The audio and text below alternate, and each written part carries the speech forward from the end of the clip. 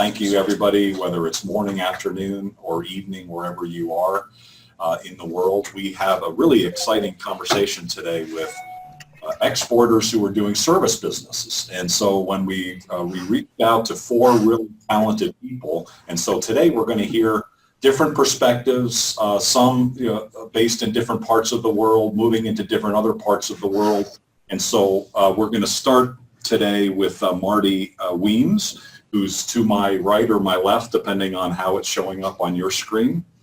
Marty's the Vice President of Business Development at EXOS. And so what they're providing around the world is higher performance for employees if you're a corporation. And Marty, I'm sure, is going to be talking a little bit more about what they do. But Marty was just telling me that he's set over the next couple of months of doing a world tour a week at a time to various places. And so certainly part of what his strategy is face-to-face. And so, Marty, tell us a little bit more about what's working for you, what's not, and a little bit about EXOS. Yeah, thanks, Doug. Really excited to be here and honored by the invitation. Service exporters are not the common lot. I think only about 15% of U.S. exports are actually services, so we're proud to be a part of that. There's certainly a technology component to what we do as well. Excited to do our part in a export economy. So EXOS started in 1999 and has grew from a small business administration loan funded entity that primarily served elite athletes in the beginning. And then the U.S. military found us. Now we have about 300 staff that have secret or top secret security for that community. But then the biggest is corporate and community with some big clients there. The majority of our 4,000 plus worldwide employees serve in that space. And then professional education, train the trainer, continuing education is also a big part of what we do. And that's a part of the business that I also lead. So we have a lot of really exciting new things that we're constantly exploring, a handful of them are mentioned here. I get really excited about the applied neuroscience, behavioral upgrades. We can drown people in new information, but how we deliver that in a way that compels them to actually change their behavior tends to have the most impact, both organizationally and at the individual level, as well as some of the other technologies to do some really cool stuff. A quick timeline: started in '99, 5 employees. By 2008, we had 4 locations and about 1,000 people engaged. I joined in '06. We had less than 30 employees at that point. And then things really started to accelerate. By 2015, 3,000 plus employees at 8,000 lives engaged pretty much daily. And then it started getting really exciting from there. So that brings us to today in 2018. And our footprint's much more substantial. We'll run education events, for example, in 30 different countries this year. And our employee count has continued to grow. Our number of locations has continued to grow, and just continue to do some really exciting things. I think, we're north of 450 locations now, or over 1 million people that we engage every day. And we have people actively working consistently in 22 countries. But as I said, we'll run education events in over 30 countries this year. That gets a little daunting to manage. So some challenges that come with that are our staff and our population ratios, training and development of a staff that's growing that big, and then ultimately our responsibility to deliver outcomes for our clients and our partners. So we have some big partners like Adidas, or as most of my neighbors call it, Adidas, as well as some other big industry partners. And that can be challenging to juggle, but first and foremost, we learned long ago, if we take good care of our staff, we train our staff really well, they will take care of our clients extraordinarily well. So we continue to have that focus in that space. So big question then became that continues to be an everyday question, is how do we scale without sacrificing our responsibility to those populations we serve? And I'll tell you, quite honestly, we never have a great answer for this. the best thing we do is we keep asking the question every day. And we ask it in different ways. We ask it in different departments. We ask it essentially of our customers, of our partners, of our employees. Our leadership continues to ask the question. So it's this, we try to have a mindset of continuous improvement. We accept that sometimes we're going to fail, and we embrace that and choose to fail forward wherever we can. And sometimes it's a little messy, but we do that with a lot of honesty and integrity with both our clients as well as our employees, and say, hey, we're in this together.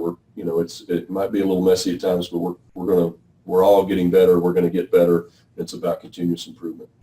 So you'll notice on this slide, it's got the little, looks like spinning arrows there. I said, these are all the plates we try to spin kind of simultaneously. And, some of those are internal, some are external, some are, customers, some are partners, and the interesting thing is we're able to do a particular service, which is really about human performance and sustainable excellence within that. But it applies in so many places, like universities, the military, corporations, within the fitness industry as a larger community, but also community centers like YMCAs and Jewish community centers. And then going back to our genesis in elite sport, fundamentally, we want people to be able to be physically more sustainable, more capable, more and able to do that for more years of their career and more years of their life. And the fundamental outcomes are really quite similar, but we're able to apply them across so many different places. So some other challenges that we tend to look at with regularity are listed here. And quite often we struggle with actually the one on the bottom left there, too many options to navigate. Mm-hmm. We often remind ourselves that it's, we don't need to boil the ocean. We don't need to do everything right now perfectly. Quite often our successes really come down to doing simple things savagely well. And we remind ourselves and our team of that over and over again of let's focus on the simple things and just have extraordinary execution of those simple things. And our outcomes tend to do better when we stay on that focus.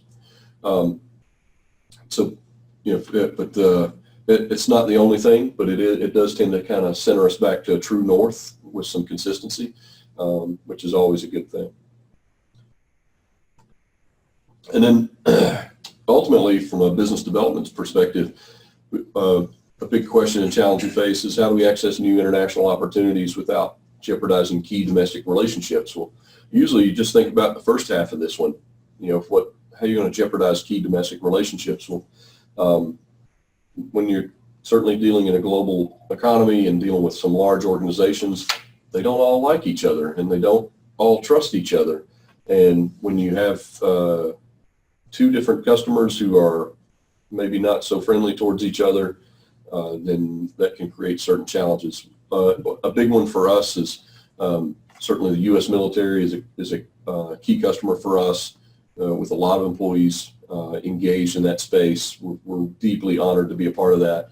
And our role in keeping America's frontline warfighters the most physically sustainable possible so that not only can they go do their job, but can they retire and live their life in a really positive way.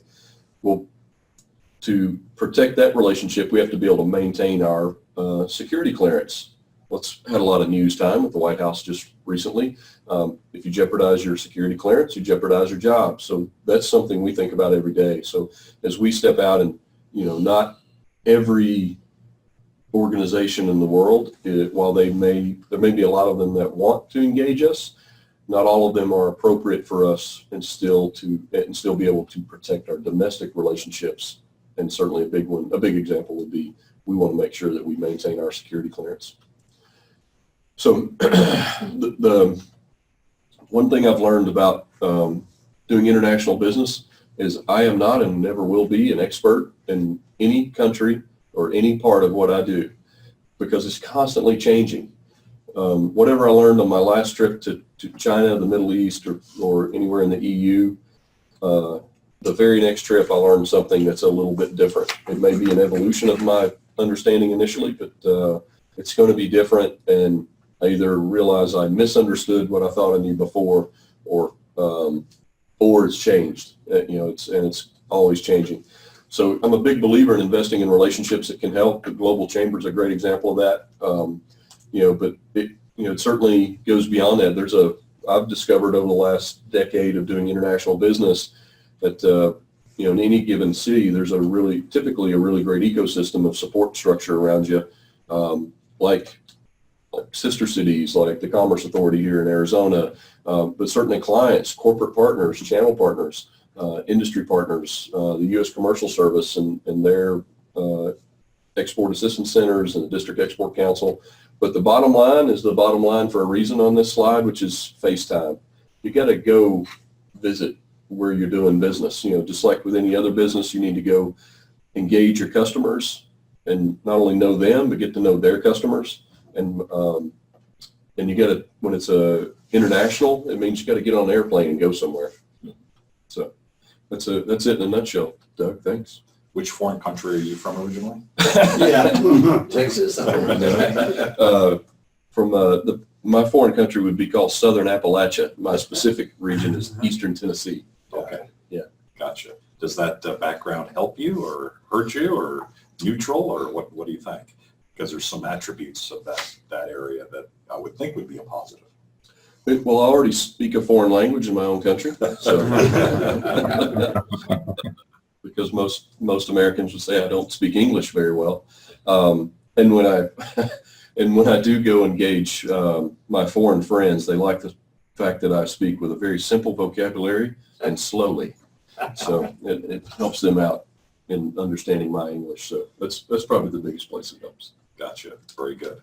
So we'll be and are taking questions from the audience. So if you have questions, you have a forum, whether if you're on your phone, please ask the questions, and we'll get to those at the end, and we will have time. So thank you very much, Marty. We're now going to go to Caio. Caio Braga of STENN. And Caio, where are you today? And then let's talk a little bit about your approach. Where are you calling in from today? Hi there. Good morning. Good morning, everyone. I am in Texas. In Texas. Okay. Another country. Exactly. It is. It can be, right? Exactly. I'm based in Fort Worth, but I'm down in San Antonio area because of spring break. So I'm just working, from a remote office. So. Very good. And you're from Latin America, I believe, originally, and you're working here in the United States. Yes, as you can tell by my name, Braga. It's some people know about Braga because of the famous actress like Sonia. So that you can tell, okay, this guy might be Brazilian, right, or Portuguese. But when it comes to Caio, that's a challenge because most of people, especially here in the US, they call me Ciao. So Ciao is like it's becoming my nickname. So I will have Caio Ciao Braga in my business card. That's a good icebreaker. Very good. That sounds awesome. Tell us a little bit about STENN, and then how you're approaching your services activity.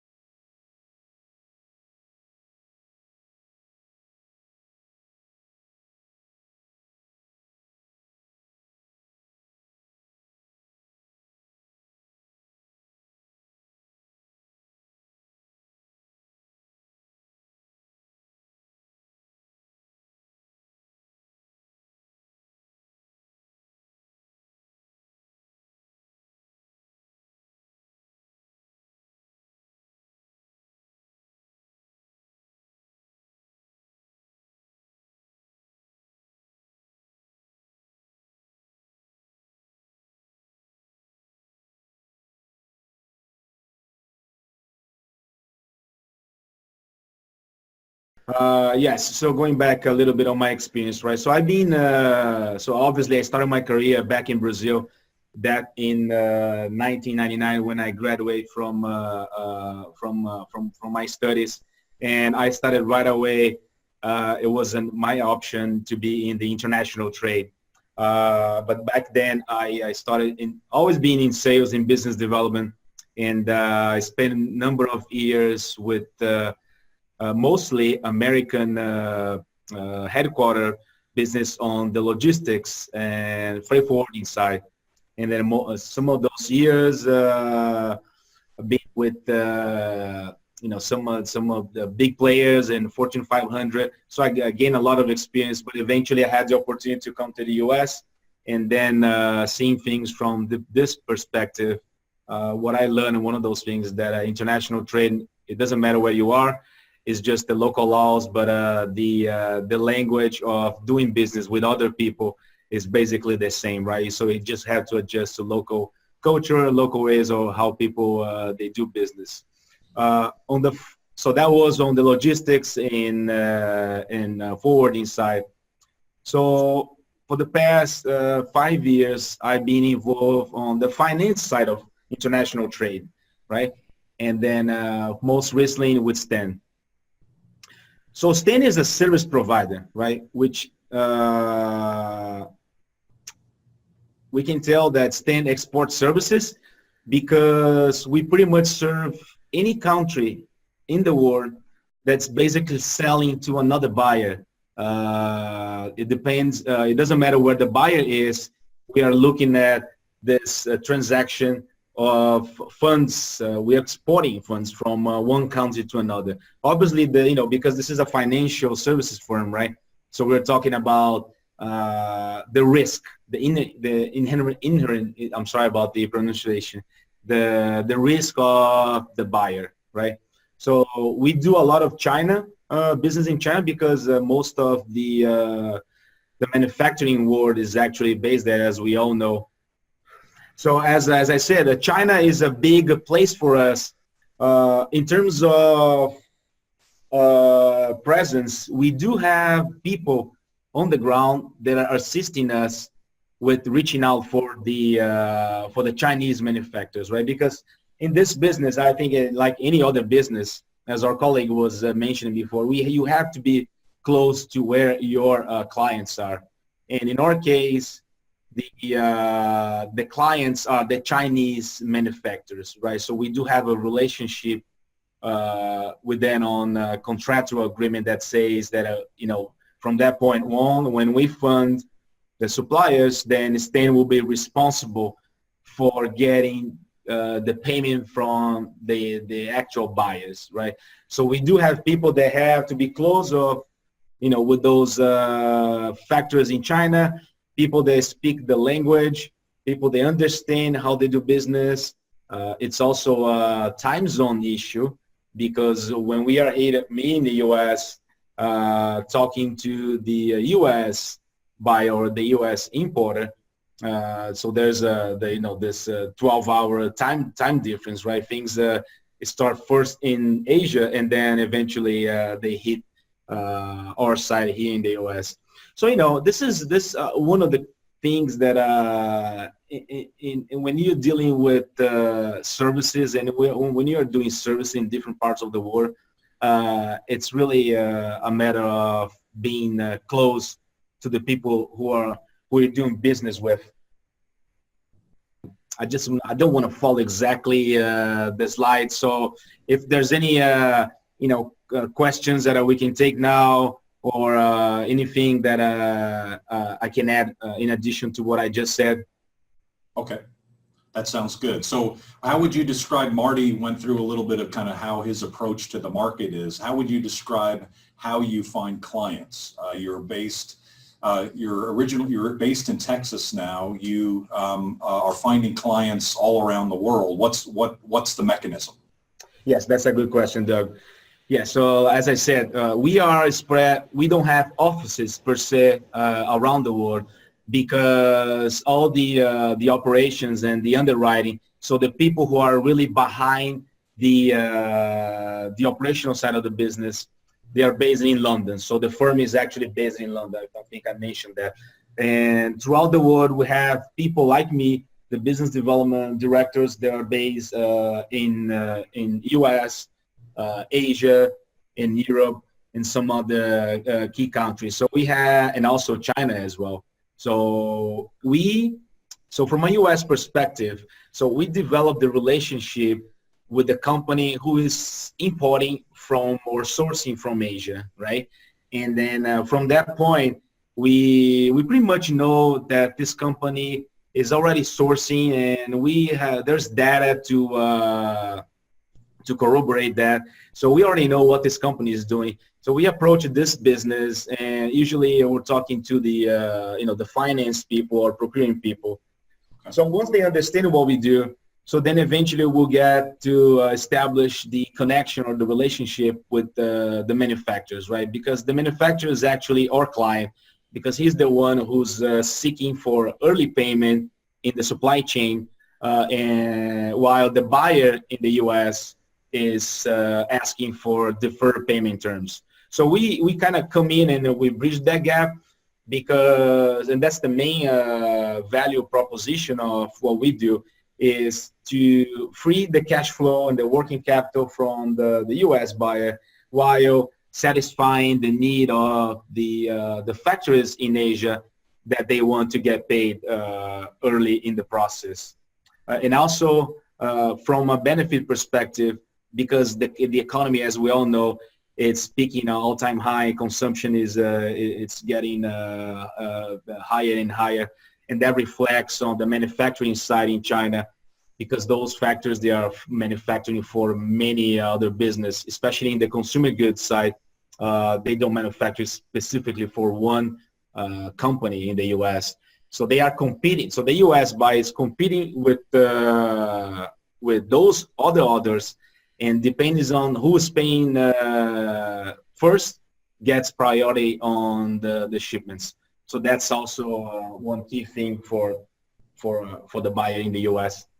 Okay, thank you, Caio. I think, and I apologize to everybody, it looks like there might be a bandwidth issue, and so when we were kind of getting your feed, we actually lost your feed. Oh, there you are. So there's some sort of an issue on whatever Wi-Fi system you're there. So yeah, my screen is frozen as well. I apologize for that.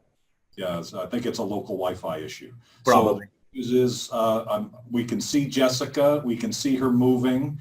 That's a very good sign. And Jessica, great backdrop. I believe you may be in Florida today, but let us know if that's not the case.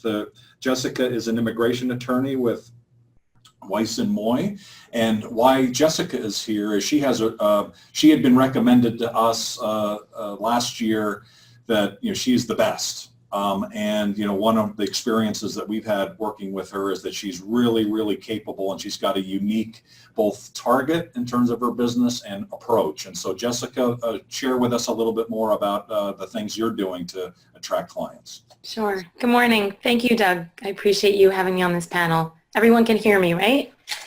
We can. Okay. Yes. So I have a PowerPoint. I don't know if he's putting it up on the screen. Okay. So I've been practicing about 20 years, and my law firm's based in Scottsdale, Arizona. I have branches in Florida and in Nevada, and you'll see on the next screen. And one critical thing about building a practice, a business anywhere, is where you put your business. So we have locations in 3 areas, and because of the nature of the work that I do, immigration, I've chosen states where there's a lot of immigration work. So that's one thing, is the location of your business. Another thing is we determined what areas of business would be beneficial that my foreign clients could go to one location and get all different services. So for example, I do a lot of business investor visa work, but often my clients will need a patent, a trademark, a corporate attorney. We do a lot of different areas. So when they come to me, I can help them with many different areas. Other areas I listed for you here that we do in my field. Very popular. I do a lot of extraordinary ability cases. I work with a lot of, as Marty was talking about, athletes. I work with a lot of professional athletes and intracompany managers, people that want to bring foreign managers to the U.S. and start businesses. So I work with, all my clients are from all over the world, and I only meet maybe half of them if I'm lucky. but really they're from everywhere. So my client base is, I get clients from everywhere, from the US, from all different countries, and I'm going to talk to you a little bit more about how I do that. So on the next screen, I talk about challenges in marketing my firm. Because my clients are all over the world, they speak all different languages. And it's not always easy to communicate with them, but if they really want to use my services, they will bring a friend or a peer or someone to my office that can communicate with me. As I said, I work with people from all over the place, but I do have at least about half of my clients are from Canada. So when the title of this discussion for me is about cross-border. So as half my clients are from Canada, I do focus a lot of my marketing on my Canadian clients. Again, because of the time difference, there's a time difference all over Canada, all other countries I work with, but I am available to my clients when they need me. I'm not a 9-to-5 attorney. Sometimes Saturday night they need me, sometimes Sunday morning, whatever. I make myself available. And clients will come to me because they're recommended to me from their friends. I get referrals from consulates, from small and large businesses, social groups. It could be a synagogue, it could be a church, from anywhere. Could be a referral, and I'm open to that because I know they can come from anywhere. In terms of opportunities, it's endless.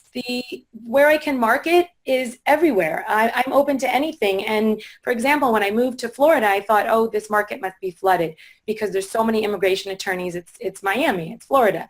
But I started with one client, I built up a reputation, and I just kept going. And so one friend will pass me to another friend, and that's how I built it. So you shouldn't be intimidated. Wherever you want to build your market, just start with one client, see how it goes, and you can build it from there. In terms of your reputation, if you do a successful job, it keeps going. I can tell you that because I market a lot with Canadian clients, there's something called the Florida Canadian Chamber of Commerce. I'm sure in every state there are chambers of commerce for different countries, and that's where I get some of my work from as well. Yeah, to go into new markets, advertise, networking. Networking is so important. If you don't know how to network, you need to learn how. You need to hire a business coach. You must learn how to network because you have to be able to communicate with people. A lot of my work comes from networking, just walking into a room with total strangers and introducing myself. And I get a lot of clients from that. Ways to market yourself, partner with other lawyers. So if you happen to be a lawyer, I refer cases to lawyers, they refer back to me. But I also refer to other business professionals. So I work with an accounting firm called Keats Connolly a lot. They have a lot of Canadian clients. They do a lot of cross-border work. And I refer them clients, they refer me. Stay in touch with your clients. Send them emails, show them that you care. I can tell you just very quick an example of a woman who had cancer and she insisted on going to her citizenship interview. I actually held her hand so she could actually make it into the room because she was so weak and she insisted on going. It's about caring about your clients, letting them know you're there for them. In terms of firm expansion ideas, never turn a client down, never turn a potential deal down. If you can't help them, refer them to someone else that can help them because they will appreciate that and they will remember that you did that. In terms of evaluating the client and what their needs are, keep talking to them because you will hear there are all sorts of needs that they have. They might need a business lawyer. They may need an accountant. They may need someone in an estate lawyer, something else. And if you can help them, great, but you can also pass them to your peers or other people in the industry that can help them. And then I just put on my last screen here, I have my own website at attorneyjessicaweiss.com on my last screen. And I list for you, there's a button with charts. So if you come across someone that says, I'm thinking about coming to the U.S., let's say they want to build a business. So I do a lot of E2 work for foreign investors. You just click on the chart button, and there's a whole chart showing the process. And I have many different processes. I do business and family immigration mainly, and I offer free consults to anyone, very brief free consults. So that's my presentation, but there's really no limit if there's lots of opportunities to gain international market attraction to your business. So that's great, Jessica. Thank you very much. And the thing that I took a lot from that, Keats Connolly, by the way, was the one and how we met. Exactly. The ones that said you're the best. They're a member here and in Canada. One thing that I took away that relates a little bit to what Marty said, Marty talked about treating clients savagely well. And I'll follow up with that, savagely well, and what exactly that means. But I felt the same passion that I feel in the word savage in a positive sense with you, and that you help people in some way. right? You just want to have a conversation, and even if you can't help, you'll find a way to help. And so many times I run into people, many of these are not members because I don't think they totally get it. They want to sell, right? Everything is a sale. And in the end of the day, I think taking the approach that you're taking, and I think all of you here probably agree, right? If you're out there selling stuff, you're going to be less effective than if you're out there helping. And that's what I certainly took away, Jessica, from you, because it builds referrals, it builds a lot of positive karma Right. and direct results. Like, it sounds like you've seen that as well. So Doug, one comment just to add to that is these are people's lives. Their whole life is at stake. If they can't stay in this country legally, that's it. They have to completely change their world. So I view it every case that way. And they know that. And they know that I care. And that's what I think makes a successful relationship with whatever client you have. That Yeah. makes sense.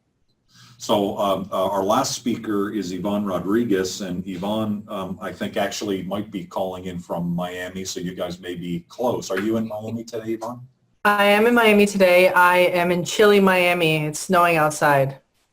No, it's not. Clearly not snowing. You had us going I there. have a margarita next to my computer, but I don't want to show off.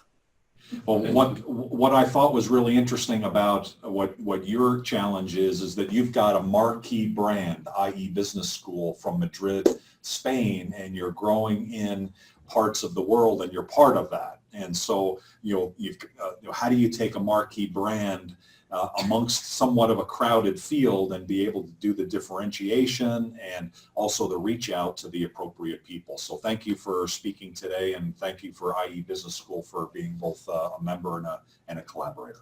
So thank you so much, Doug, and thank you all for having presented and for listening to this piece. In fact, IE is worldwide. We have 30 offices worldwide, and I'll get to that in a bit. I just wanted to talk a little bit about this screen. So IE is a university in Spain. We have 2 campuses, one for the undergrad, and which is in Segovia, Spain, and the other is in Madrid, Spain. Now, you might ask yourself, well, there are plenty of universities, and we have so many wonderful universities here in the United States. I'm an undergrad alumna of one of those.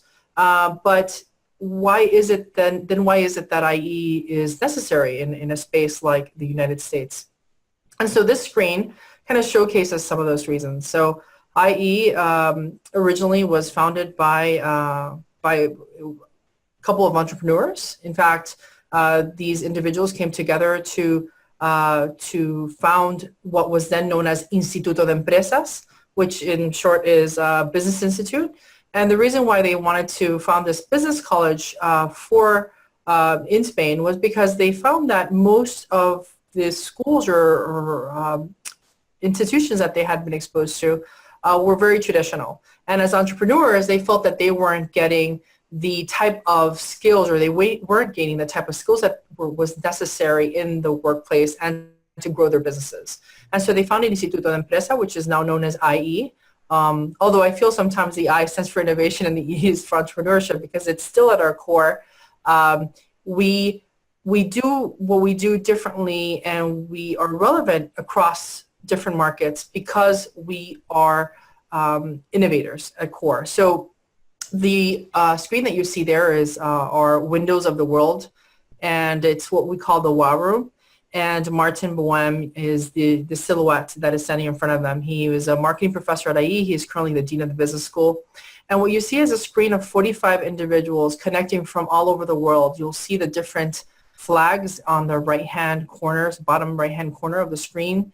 And what this enables us to do is, in essence, connect as if we were in the classroom, regardless of where we are in the world. Now, I don't know if any of you know what year the first online program actually took place. And so I am assuming you would think sometime in the early 2000s. It was, in fact, 2002.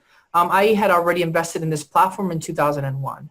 And so thinking ahead, right, without knowing what was coming, IE decided to go ahead and and start expanding into different locations. So IE was originally in Madrid, and it still is the only place that we have campuses for grad programs. Like I mentioned that the undergrad also has a campus in Segovia, Spain.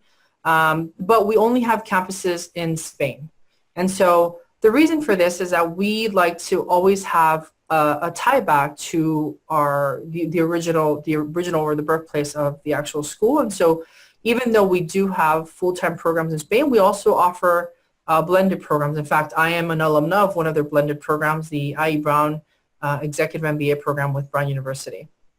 And so one of the main points, and I think many of us have talked about this today, is the need for an ecosystem that would support and structure in different places, right? Because we might be able to connect on virtually with people, but unless we're really visiting them and talking to them in person and engaging, then it's a little bit, then it's not as easy to develop the actual markets. And so at some point early on in the school's history, they started looking at expansion, right, beyond Spain. And so initially, I would say 90% of the students were from Spain. Currently, 90% of the students are from outside of Spain. Around 15% of those students come from the United States of America. We have 5 offices here. We have, North America, when I say North America, we have the 5 offices in North America, but we have 4 here 3 in the United States and 1 in Toronto. So we have the Miami office, the New York office, Los Angeles, and Toronto. And then we have 30 offices worldwide, as you can see, in Mexico and Bogota. And I'm sorry, Cesar, can you go back to the other one just for a second? I just wanted to make sure that I touch a couple of points here. So it's important for us to be in these different locations because we need to travel, right? Just as many of us have done it. And we don't necessarily, as much as we are business development, we don't necessarily consider this a sale. Like you touched on this point. For us, it's important to build these relationships. These connections to our 60,000 alumni worldwide and to the different partners that we serve, not just the people that want to come to our school to study, but the people that we work with through our corporate relations department and careers departments, is the reason why we have been able to continue to grow. Connections are extremely important, and it's important then that we do not treat these interactions as simple transactions, right? Back in the day, we had, you would go door to door and you would knock on the door and maybe you would sell them a set of encyclopedias or a vacuum cleaner. It's no longer a world where we can just focus on transactions to grow our business. We really need to focus on the customer journey and the customer relationship to go above and beyond and to continue to expand our brand. Cesar, you can switch over if you'd like. So some of our IE values, which I wanted to touch on because I think it's important and it really does bring us together as a world, is the school itself, regardless of what program you choose to go to. And we have 5 colleges. We have the College of Business, or the Business School. We have the International Relations School. We have a law school. We have an architecture and design school. And we have a School of Human Sciences and Technology.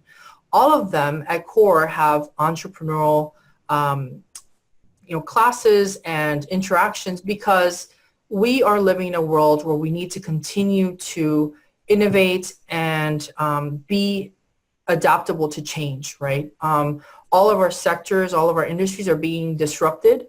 And so not just by digital, just in general, the way that the client expects to receive feedback from you and or just in general how they expect to be interacted with. And so at the core of IE, we have the technological immersion, right, and a culture of innovation. That's just true to all of our masters, regardless of whether it's an MBA or a master in big data, regardless of whether it's full-time or blended. These are things that are taught. Then it's important for us to also understand that, as a global school and a global brand, we really do need to understand the world we live in, and not just because we want to do business wherever it is that we might want to develop the market, but also because we need to become more empathic leaders, right? More empathic, more active listeners, especially because, again, going back to the customer journey, the client just expects to receive this information differently today than it used to be. You know, I'm a general manager and marketing background person, and I worked for televisions for a very long time, and I remember just selling the spot, right? Selling the spot for television, trying to customize packages for our clients, and that's no longer the case. That's a, you know, I would say fortunately no longer the case, because I feel like it allows us to get closer to our client and our customer and our partner without losing sight of that connection, right? And then the entrepreneurial mindset that I mentioned, it's really important and at the core of IE to promote this entrepreneurial ecosystem. We were talking about the ecosystem before. Without that ecosystem in the different locations where we travel to. So I might be in Miami, but I travel all over the U.S. South and the Caribbean. So I'm often in Puerto Rico, for instance, in the Caribbean. I'm in Texas quite a bit. We're in Texas at least once or twice a month. We're also in Atlanta, in Tennessee. You know, we're all over the U.S. South, and my colleagues in the different offices travel around the rest of North America and Canada. Now, this is important because we need to continue to enforce our connections. I'm sorry, Cesar, can you go back just a second? Thank you. We need to continue to support them, not just the students that are going to the school, but we need to continue to support our alumni and our partners, regardless of where it is that we are. And then the one thing that I find is really wonderful about IE, and it really meant quite a bit to me to know that the Global Chamber had done quite a bit of work, Global and Doug, you with the different individuals and the different chapters that you have worldwide. And I think there's this definite synergy here, is that the students and graduates at IE are from more than 160 countries. In fact, at any given day at IE, you will find over 125 nationalities represented. And that's really wonderful, knowing that we have this really rich alumni and peer base that we can count on, and to be able to have those diverse nationalities and cultures really allows us to, again, think about our business differently and be more inclusive in general. All right, the next slide.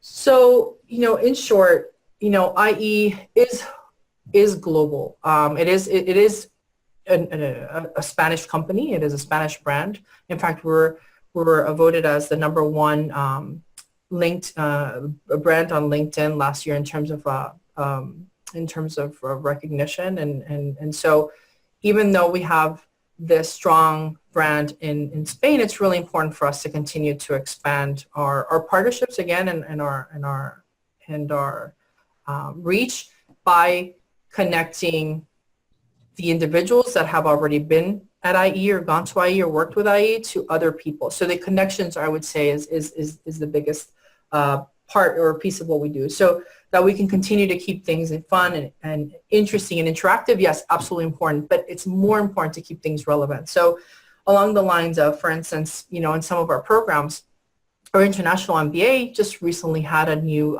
technology lab. We had a global MBA, which is ranked #1 by the Financial Times, and you know, we had digital transformation classes that have been added to the curriculum of that program. For our law and our finance masters, we've had law tech and fintech, because those industries that have always been more traditional are also being disrupted.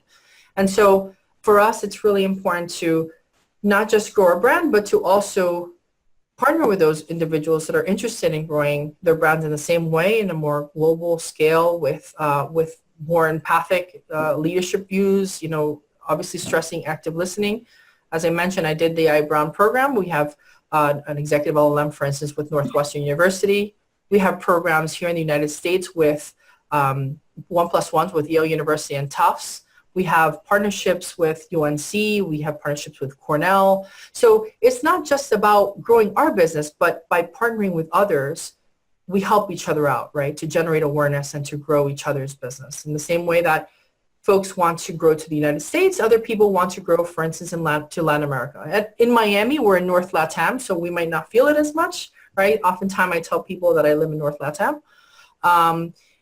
And it's a great connector. We're here in Miami. It is a great connector for the rest of Europe, right, to come through Miami to Latin America, and vice versa, from Latin America to go through Miami to Europe and Asia. And so really, at the end of the day, even though we are an institution of higher education, our job is to connect people, to connect our peers, our partners. And so, Doug, we're in similar businesses. Yeah, absolutely. Thank you very much. One of the things that you touched on, and I'd like to kind of go around the room, is your marketing mix, right? So I was in a meeting yesterday with actually another university, and they had just gone to Singapore and they'd done a trade show, and the conversation was more, you know, hey, when we're actually face to face, I think as Marty mentioned and a couple of you talked about, you know, that's very powerful, right? Well, I mean, we've identified 525 cities around the world.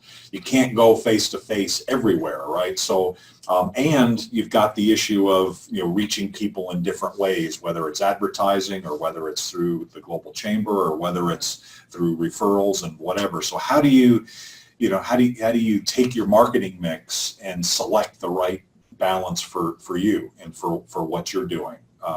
So maybe Ivon, start with you. Yeah. You've got a good budget in terms of a lot of different things that you're going after. How do you make those selections the right things for IE? You know, one of the I think just having the marketing background and especially now, again, going back to the customer journey, one of the most important things that we need to really take into account when we provide marketing or take on marketing for any of our businesses is the buyer persona, right?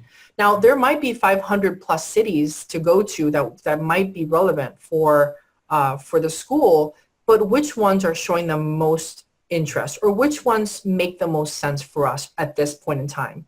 Now, if someone's interested in just finance consulting and that's what they want, well, there are plenty of schools that I can tell them might be better fit for them, right? Because we have a very diverse class and peers in terms of the background. And so I'm not going to completely write off cities that might be great opportunities for business development, but we definitely have to place them in tiers, right? Top tier, tier 1, tier 2, tier 3 at least, and kind of step back and think about these buyer personas. Who am I trying to reach for this program? What does that person look like? What type of, if they listen to the radio, what type of radio stations do they listen to? Do they even listen to the radio anymore?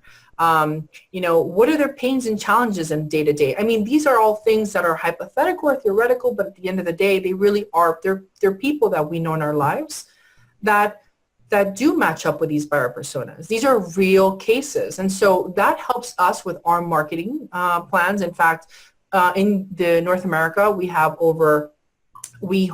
over 500 events between our 4 offices. Now that's a lot, you'd think, but we do have a reason for that. We have the opportunity to go, and if any of you are interested, in fact, we have opportunity to go in-house and do corporate communication sessions, et cetera. So we work with the individuals that are already part of our partners, with our students, et cetera.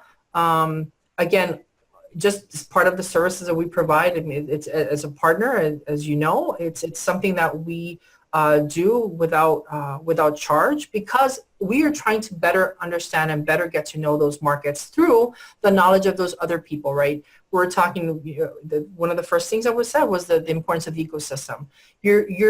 You need to have that so that you can learn from those people's experiences and those people's feedback and knowledge of the market, so that you can better understand what might be the best fit for them. So again, going back to the buyer persona is extremely important when we have so many cities to look at and 30 different offices that and obviously, yes, thankfully we have a marketing budget, but it's limited, right? As is everything else. We can't be everywhere and everything. And so platforms, it's important to know those buyer personas, because through those buyer personas, we're better understanding what platforms we need to be on.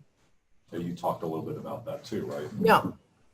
Of the kind of an overall approach, an ecosystem, creating an ecosystem. And you talked earlier about how you're about to do some world tours. So you're going to be going to cities week at a time, and then you might have a spare day, let's say, or you might end up getting a spare day in Dubai or something. So certainly part of your strategy is to be face-to-face. You've done some things to get them there, and then like what happens if you have a spare day in Singapore or Dubai or whatever. So how are you managing that kind of variety of ways to hit the market? Well, if I have a spare day and there's a UNESCO World Heritage Site, that's something I want to see. But otherwise, from a business building perspective, I'm always looking for trying to build relationships and discover people who have that are also engaging our target market. That can be a complementary partner in a non-competitive way. So we look for those, and they're a little bit different based on the target in a given market. And a little bit different, customer to customer and country to country. So trying to figure out who are they, how can we meet them, develop a relationship with them, spend some time with them, get them to know us better, and that we then have a collaborative approach to essentially chasing the same customers together, hopefully with an offering that adds value for both of us. What types of company is good for you? I'm imagining Ivon would be approaching a lot of the same people that you might for a completely different offering. Great example. So quite often an easy one is because there's so much related to what we do in sport as well as fitness. The fitness equipment manufacturing companies and distributors of those, quite often they're selling a complementary product to the same target market. And so they're a really easy one, but also the bottom, when we think of say the corporate wellness market and customers like Google, Intel, IBM, eBay, a lot of times that's going through a human resources. It's benefits, benefit management. So folks that are having similar conversations around benefits and taking care of the people as an important asset of the organization in a Fortune 500 company, absolutely, that's where exactly that connection you just made fits very well. Jessica, I know you do that because we mentioned Keats Connolly Wealth Management Company, and also you mentioned earlier about athletes, and I remember you said a lot of your business, especially early on, were like high-end athletes from around the world who were working for different sports teams and things like that. Right. So it's interesting that a lot of your talk is about you need to be face-to-face with people to get the deal. But for my work, I said I would love if half my clients I could see them, but I don't. So oftentimes it's really by Skype, or they trust their friend that they recommended to me, or they actually schedule a trip to come to the country to meet me. So they'll come in as a visitor and then they'll meet me.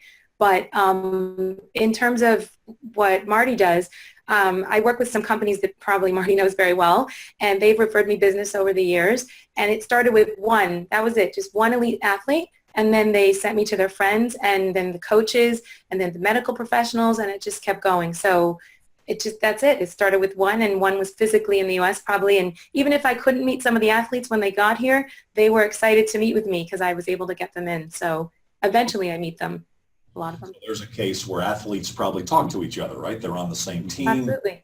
That's a good relationship. In Caio's case, Caio, you've got a little bit more of a challenge because it sounds like you're going to the financial people, and they don't necessarily talk to each other across companies, right? So you've got a little bit of a different challenge in terms of building that network.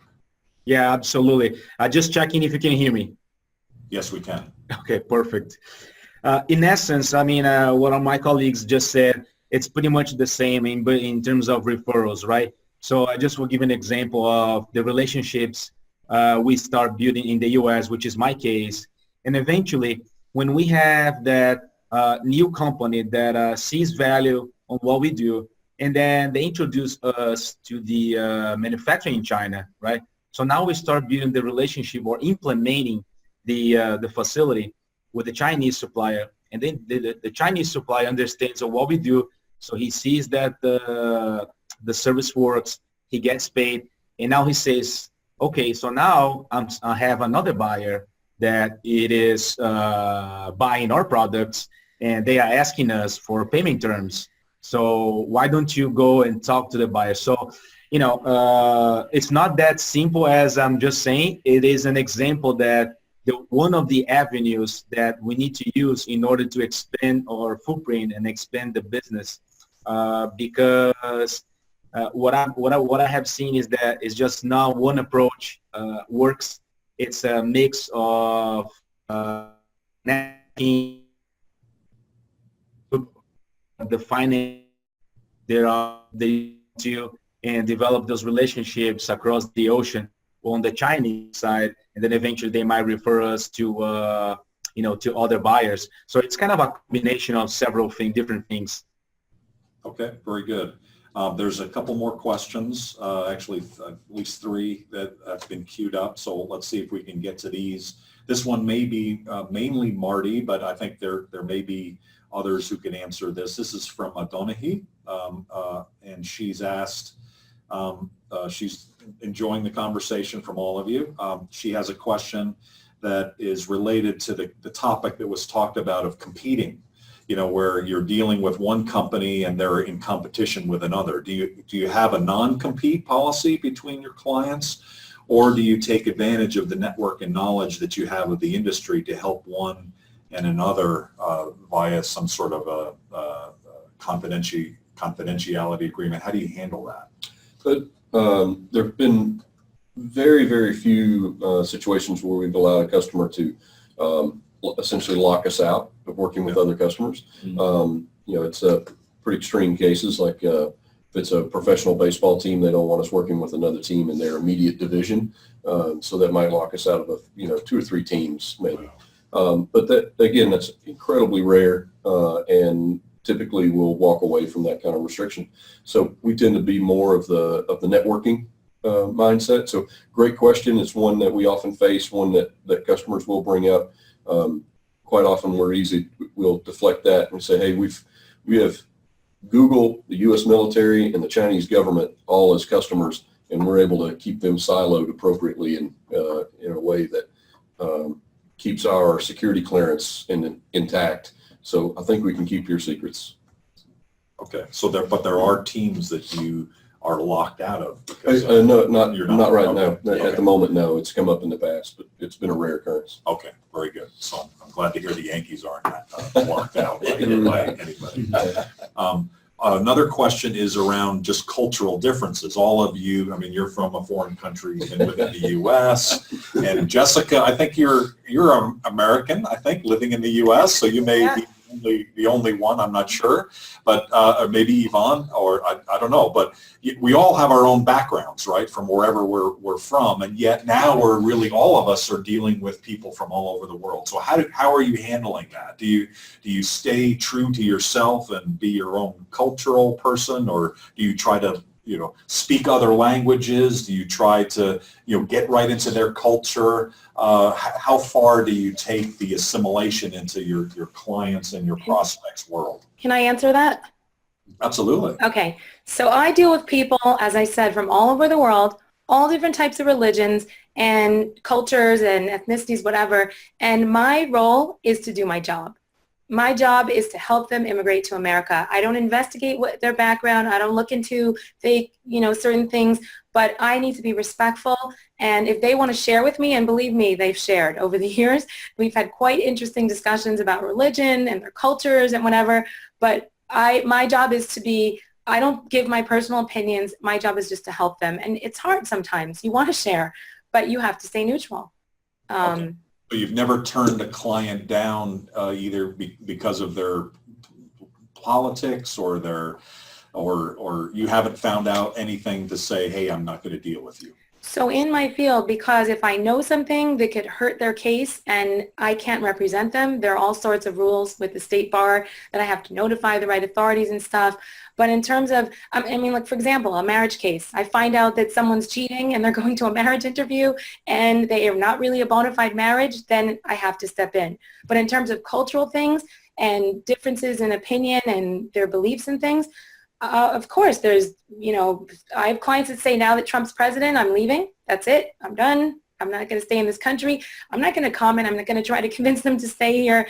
You know, I have clients of all different religions, and some of them are in conflict perhaps with, you know, my own personal beliefs, whatever, but I don't get into that with them. And I've even had discussions about different religions, and they're upset with their religion about certain things, about other religions. It's just, you know, you can get into discussion, but you have to be careful. You have to be very careful. All business. Yeah.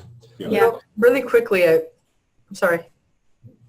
Go ahead. Just really quickly, I think the one thing that is really important at IE is that because IE is so diverse, because there are over 160 nationalities represented, you do have to have an open mind to go to IE and or to partner with IE or to work with IE. And so if I understand, right, by way of that person giving me information that they are not okay with diversity, that they are not okay with the diversity or differences in religion, culture, traditions, etc., then the chances are that person is not going to be a fit for the school. I oftentimes tell the person, this is not just about us wanting you or admitting you to our programs. You also need to find the right fit for you in terms of the culture of the school, the culture of the place. And so for us, we, you know, as much as we are very respectful and we try to engage and understand where the person is coming from, if that person is not open to diversity, then chances are they're not going to be happy at IE. Okay, so really the product itself, the product service is the dictator there of who's going to be, you know, people that you're going to deal with. So you can use that as a screen. Marty? Yeah, so as we've scaled as a company and gone international, multinational, and engage a lot of different cultures, and there are different cultures just even within the U.S. You know, the military as a client has its own culture, and you know, how they speak, how they behave towards each other is really quite different than, say, a really diverse but highly intelligent culture that is Google or Intel employees in managing their employee wellness programs. So, and then, you know, we land people, say, with Chinese Olympic teams or with a professional football soccer team in Europe or a national team in soccer or rugby in Europe. There are cultural challenges, language challenges, so we try to make sure we proactively coach our staff to be prepared for those, to be kind of malleable to those, and be a good guest, and you know, not be the ugly American in the room as best they can. Sometimes we purposely choose foreign staff to go into those deployments because sometimes they have more of a multinational mindset that's easier to make them adaptable in those environments quite often. Not to say we send primarily Americans in our expat assignments, but it's also good that we get non-Americans on a lot of our expat assignments as well. For me, one thing I get asked often is, you know, how many languages do you speak? You know, you go all these places, and I've put energy into learning other languages in my youth. You know, a very limited amount of Spanish. But I learned early in my international career, the best investment of my time is actually to read the newspaper of that local country or the city where I'm going for about a week leading up to the trip, and get really attuned to current events and, you know, just what are they talking about? You know, what's in the news, what's happening there? You know, what are the op-ed pieces in the newspaper at the moment? What sports are doing well? What teams are doing well? Because ultimately, they talk about the same stuff we do. You know, if we're sitting in a coffee shop and, you know, talking about the Yankees or talking about local politics, their conversation's the same. It's just from a different position on the map. So, showing up and, you know, it doesn't necessarily need to be in their native tongue, but if I can speak with an awareness of current events that are relevant to them, that tends to go a long way. I'll bet you know more about rugby and cricket than you ever imagined you would. Yeah. From Tennessee. Yeah. I may be the only guy in the room that knows all 5 sports in the modern pentathlon. So, yeah, whatever it takes. Sounds like a fun job, and congratulations on your success, and congratulations to all of you. We're going to wrap it up, and I know there are some other questions, and at least a couple of these look like they're questions that are maybe particular. I've got one for Caio. I'll follow up with you separately for Melody and some other ones. So thank you all, speakers. Really great discussion. We could talk for hours. You guys are all really interesting, very successful. If there's anybody listening that wants to connect up with any of the speakers, let us know, info@globalchamber.org. We have these conversations about every week. Our next one is next week. It's about international banking, and we have a CEO who's got a very exciting growing company all over the world, and he's going to talk about, as a CEO, what is it like to get financed and how can I get financing in a variety of ways to grow. Probably someone, Caio, you need to speak with at some point, and definitely let us know. Absolutely, sounds good. Yep. And then we've got BMO Harris Bank and a couple other folks that are speaking about what are the kind of the resources that are available for companies to grow. So a little bit different conversation, but again, around the global tribe and continuing to grow from city to city and country to country. Thank you all for being part of the global tribe. Thank you, speakers, for outstanding conversation, and we'll talk to you soon. Thank you, Doug. Thanks all. Have a great day. Have a good day. Thank you. Thanks, man. Great.